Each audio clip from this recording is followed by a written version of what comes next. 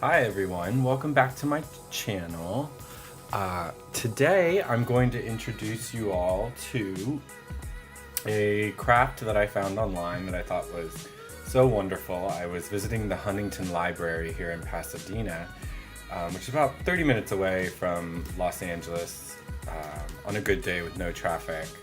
But when I was in the conservatory there, I saw this amazing fern growing from one of their trees, and they had posted it online by the time I had gotten home, but it was called a staghorn. Staghorns are these wonderful ferns that grow in humid areas, in canopied areas where they're protected from direct sunlight, and they are air plants. They have a little bit of soil that you can grow them with, but they love air circulation, and they love hanging off the sides of trees. This makes them wonderful for wall hangings in humid areas inside the home, and also for sculptural installation. So if you wanted to mount the staghorn into other 3D objects, it really works well to incorporate itself into that object. And in the preceding episodes, I will show you different ways in which you can mount a staghorn fern into different objects for a little bit more of an artistic vibe. However, today I'm just going to show you how to mount this onto plain plywood that I have painted. Please note that the paint that I have used on this is a no VOC non-toxic paint. If you do use paint on the surface that you mount your staghorn on, you do risk the chance of there becoming a toxicity issue within the root system. Many times people use baskets and open woven objects to hang their staghorn fern in, which is interesting because the staghorn roots actually grow and replace that object and become it. So you can get some really cool effects just mounting into baskets and other air pots and things like that. Staghorns are known for their fern frond shape. They have two types of fronds, the basal and the fertile fronds, and that means that the male and female parts are on the same plant. So there's a large brown helmet that grows on the staghorn fern, which will create a dome-like structure around the roots. That is the male part of the fern, and you cannot remove that. And it's actually really, really beautiful. So I hope that you decide to embrace that and keep it on the plant, because otherwise you can really damage or kill the plant if you remove that. These young plants don't have them yet. It will show itself soon. So I tried to position them as nicely as I could aesthetically, without knowing where the dome was. So I left a little room for the dome to pop out. So what I'm going to use is eyelet hooks, which I bought from a kit at IKEA, but I've also linked below an Amazon kit that you can buy. And what I did was I positioned my plants around the green plywood to kind of organize where I wanted them to be, and then I've started installing the eyelets around the area where I want each staghorn. I'm using 6 per staghorn, 6 eyelets, and then at the bottom I'm going to do 2 side by side, and those will share an eyelet, so that's only 11 that I'm using in the bottom. What I'm doing is I'm twisting them around so that the fern has plenty of room to sit in between those eyelets, and then I'll be adding a small bit of potting soil, and I will be adding sphagnum moss, and then I will be adding a small piece of sheet moss. Now the sheet moss serves 2 purposes. One, it's stunning, and I think it added a third texture to these wall hangings that looks wonderful, but 2, it also holds water like a sponge. So it's really great for me because mine dry out very quickly here in Los Angeles.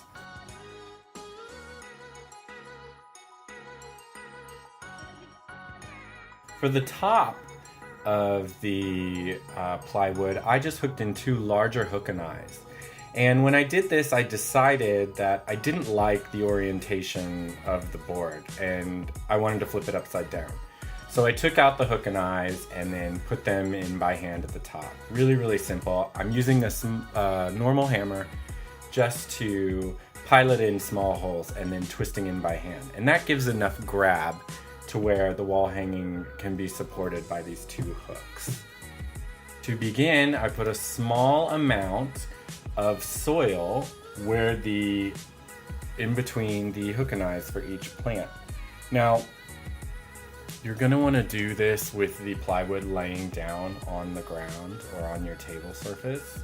So it's important that you figure this out now, and you'll have to do each fern separately because you'll wanna lift up the plywood and double check your alignments and things like that to see if it's visually pleasing, and you'll have to have anything that's on the board fastened securely.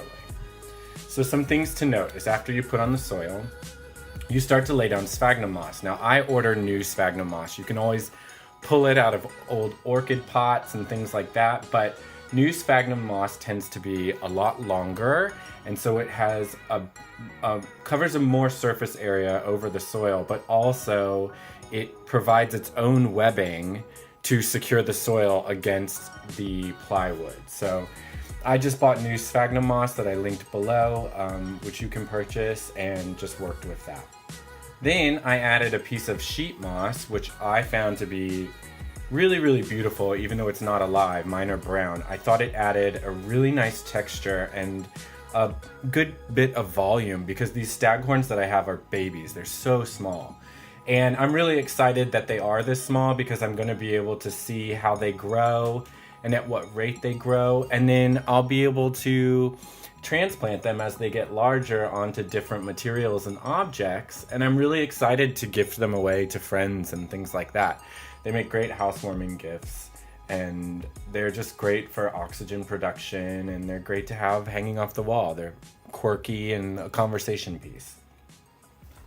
Once you have your fishing line, you can just use a friendship knot, the 4 knot, to fasten it to one of your hook and eyes. And then what you want to do is you take about a 4-foot strand, I would say, or a 3-foot strand, and you start to weave it across your soil and moss mixture and hook it back and forth so you create a tension net across the moss.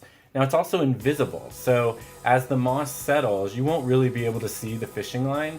However, it is interesting to buy a neon colored fishing line or a blue or a green and get some color theory going on in there to get some contrast to show all the workmanship that you use to put the staghorns up on the plywood.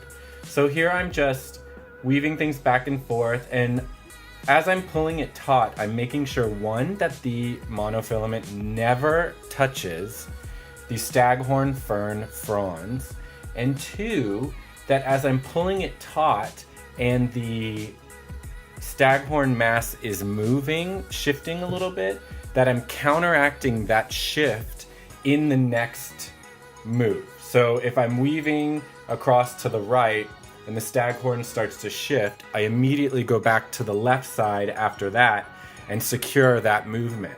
This created a foolproof pocket for my staghorns to grow in. And as you can see, when I turn it right side up, the staghorn is not going anywhere. This serves one thing to defeat the point of gravity, bringing the staghorn down to the ground, but also it creates a safety net so that if you want to water the staghorn by just dipping the entire piece of plywood into filtered water, you can, and you won't risk losing any of the moss or any of the soil. So this was relatively easy. Once I got the hang of it, I started hauling butt and it started piecing together quicker and quicker. I went through, in about an hour and a half's time, 6 separate fern pockets. So this is a fun project to do with a group, and the company that I linked below sells the staghorns in pallets, so you can order them in a larger quantity.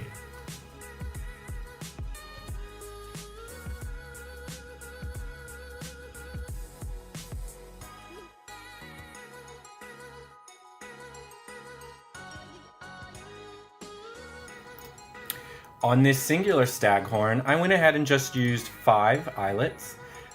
This is a piece of pine that I painted white and added the eyelets to the top and the back. Just remember that you want to have all the eyelets installed on the top and the front of the plywood before you even begin this project. You don't want to have to put that in once you have already started placing dirt on the wood or in having already tied down the staghorn. But this one turned out really nice. I was a lot more confident in the medium now, so I added a lot more soil and a lot more sphagnum moss and a big chunk of sheet moss. So when it's hanging on its own, it actually looks like it's puffed out of a little globe. It's really cute hanging.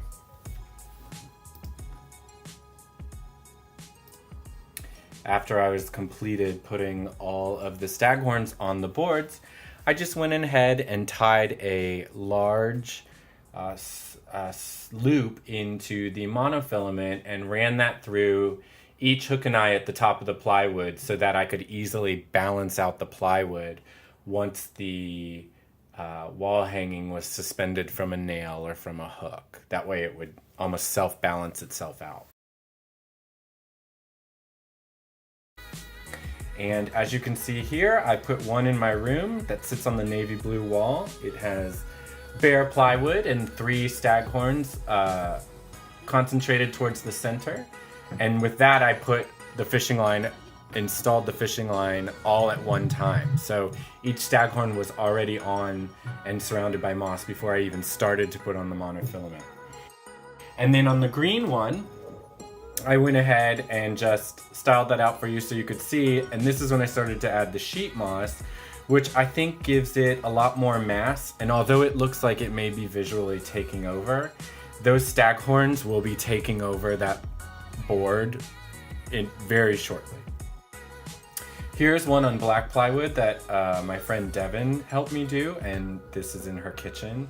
And again, she just has made it in a way so that all her staghorns are slightly facing up.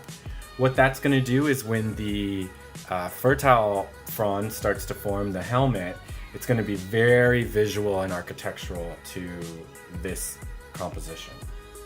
And then on my single one that I've hung in my kitchen window until I gift to a friend, I just made it really cute, packed in on the pine wood, and left it at that. So I hope this helps and you guys are inspired to make your own staghorn crafts. Please check back in or subscribe, and I will have more episodes up on really cool creations that we do because I fell in love with staghorns doing this craft. So I hope you guys really enjoyed this video. Thank you so much for watching, and feel free to contact me on social media or here in the comments. Thanks again.